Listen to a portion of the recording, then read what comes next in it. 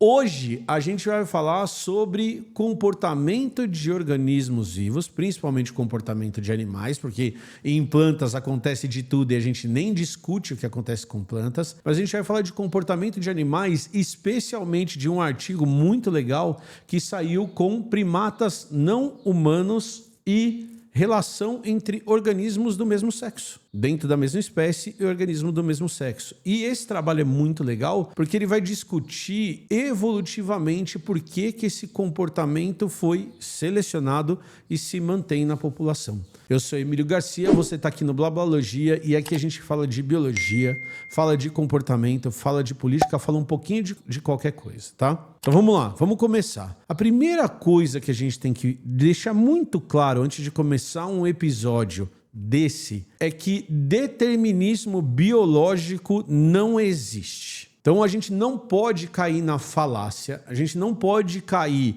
no papinho de que as coisas são de determinado jeito porque a biologia determina que são desse jeito. Então, só existe o gênero, só existe o sexo masculino e o sexo feminino. E isso determina como vão ser os comportamentos dos organismos.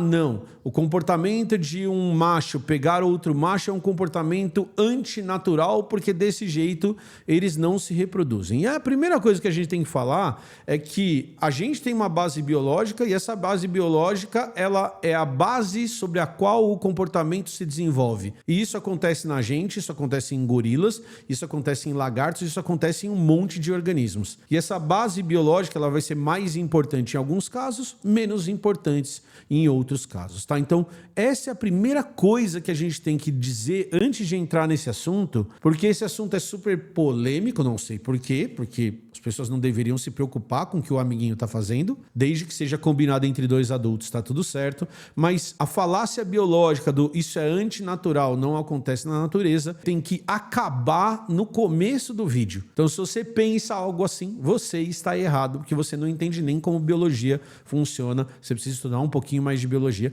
e eu já vi biólogo defendendo essas palhaçadas, tá? Então tem que parar com essa história, tá bom? Mas mesmo assim, vamos usar um pouquinho de biologia. Então o que a gente sabe hoje é que se a gente for pegar todas as espécies de vertebrados conhecidas, e tem alguns trabalhos que mostram até umas interações com invertebrados, mas nem vamos entrar nisso, a gente vai ter mais ou menos 1.500 espécies em que o comportamento sexual acontece entre indivíduos do mesmo sexo biológico. Então eu tenho um macho biológico tentando ou tendo uma relação sexual com outro macho biológico, eu tenho uma fêmea biológica tendo uma relação sexual com outra fêmea biológica. A gente já viu isso acontecendo em golfinho, a gente já viu isso acontecendo em elefante, a gente já viu isso acontecendo em baleia, a gente já viu isso acontecendo muito em aves, a gente já viu isso acontecendo em primatas muito parecidos com a gente. Exemplos clássicos são as sociedades baseadas em fêmeas das bonobos, em que elas se divertem o dia inteiro entre elas e elas só aceitam macho de vez em quando para fazer o ato sexual, para se reproduzir. E uma coisa muito importante da gente entender desse rolê é que por muito tempo um monte de gente discutiu esse comportamento ou discutiu a biologia disso sobre duas óticas. A primeira ótica é que isso desmentiria parte da evolução defendida pelo Darwin, então isso seria não evolutivo. E a segunda coisa que a gente percebe é muita gente dizendo, como eu disse anteriormente, que isso não é natural. Então vamos lá. Primeira parte a gente já definiu, para com essa história desse determinismo biológico burro, você não entende de biologia se você defende isso, porque a biologia ou as células do seu corpo determinam parte do que você vai enxergar. E a segunda parte é o valor evolutivo desse tipo de comportamento. Então tem um trabalho muito legal que foi publicado na Nature Ecology and Evolution, agora em 2026, artigo fresquinho, acabou de sair no dia 12 de janeiro de 2026, foi publicado ontem esse artigo, e esse artigo se chama Ecological and Social Pressures Drive Same-Sex Sexual Behavior in No Human Primates. Então, o que esses caras foram fazer? Foram estudar o comportamento desses animais ver em que casos o comportamento acontecia. Então, será que a gente achava algum fator ambiental, por exemplo, que poderia selecionar esse tipo de comportamento? E aí o que a gente também conseguia perceber, encontrar esses padrões dentro desses grupos de primatas e como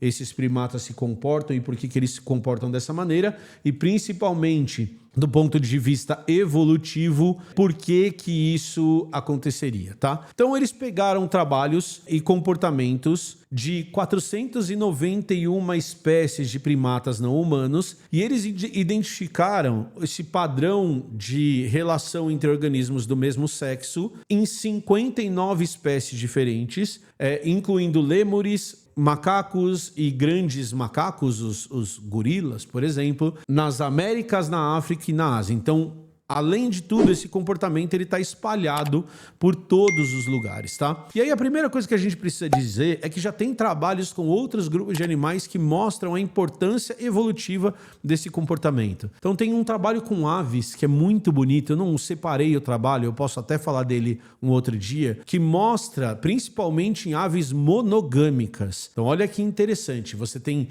casos de aves monogâmicas, e aqui a gente está falando de uma monogamia que acontece naquele estágio reprodutivo, não acontece o tempo todo, e a gente tem esses casos dessas aves monogâmicas que você vai ter esses casais de mesmo sexo que se formam e que não vão produzir filhotes. Mas é muito legal como os trabalhos mostram, por exemplo, que muitas vezes esses casais eles ajudam no cuidado de outros filhotes que não são filhotes deles. Então que eles aumentam a probabilidade de sobrevivência da população como um todo por estarem presentes como um casal não monogâmico naquela população de aves. Isso é muito interessante. Esse trabalho é muito legal porque ele mostra por que esses... E aqui dizendo que nesse caso de aves tem uma base genética, provavelmente em seres humanos também tem uma base genética desse tipo de comportamento, que não é só isso, não vamos falar de determinismo biológico, mas isso seria selecionado na população em uma porcentagem porque isso aumentaria a probabilidade de sobrevivência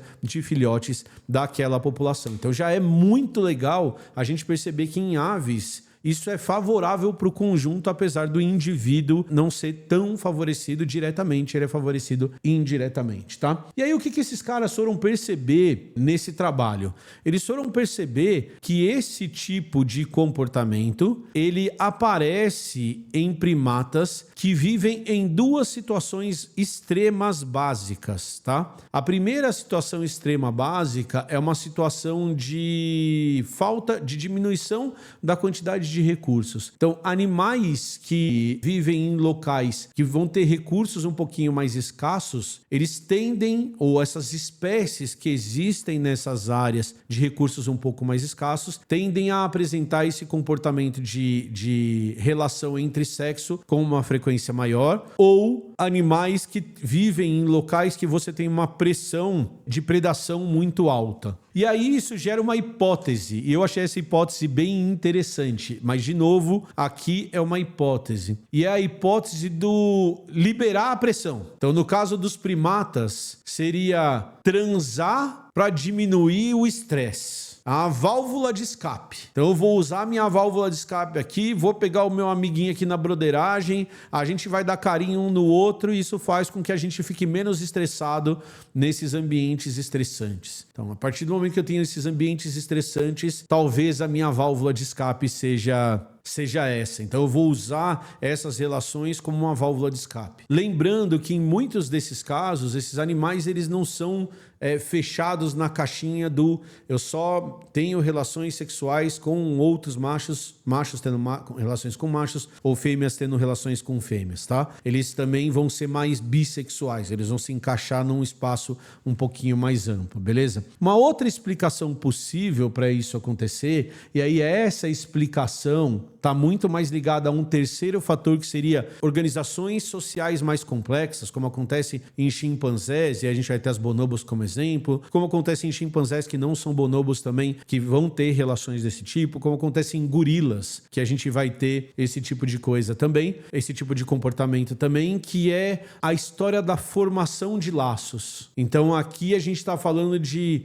uma troca de carinho, uma troca de interação que vai fazer com que esse grupo fique mais unido, que esse grupo fique um pouquinho mais fechado. Então, que além desse comportamento ser comum na natureza e muito comum em primatas não humanos, ele também teria vantagens evolutivas que faria com que ele fosse selecionado com o passar do tempo em uma porcentagem da população. Então eles vão discutir isso nesse artigo que eu mostrei aqui para vocês. Quem quiser ler o artigo, ele está aqui na descrição da live, na descrição do vídeo de hoje, e ele vai fazer essa análise do porquê que evolutivamente esses comportamentos são selecionados em determinadas espécies de animais, tá bom? É isso, e tem uma última coisa. Em todos os momentos desse artigo, eles deixam muito claro que eles estão discutindo primatas não humanos. O comportamento humano é mais complexo, é mais diverso e eles não entram nessa discussão. Em nenhum momento eles dizem que as hipóteses que eles levantaram não podem explicar parte do que a gente vê em humanos. Mas eles deixam bem claro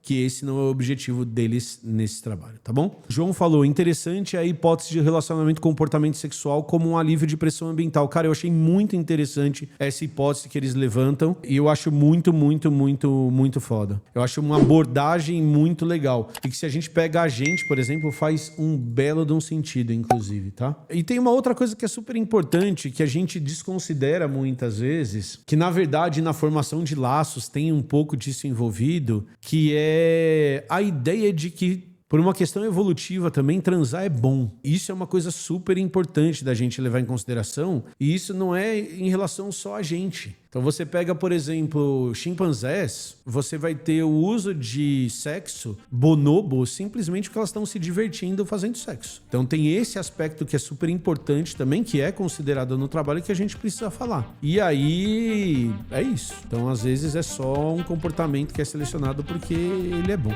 Não esqueçam de deixar seu like, não esqueçam de se inscrever no canal e deixar o comentário aqui embaixo. Falou, valeu e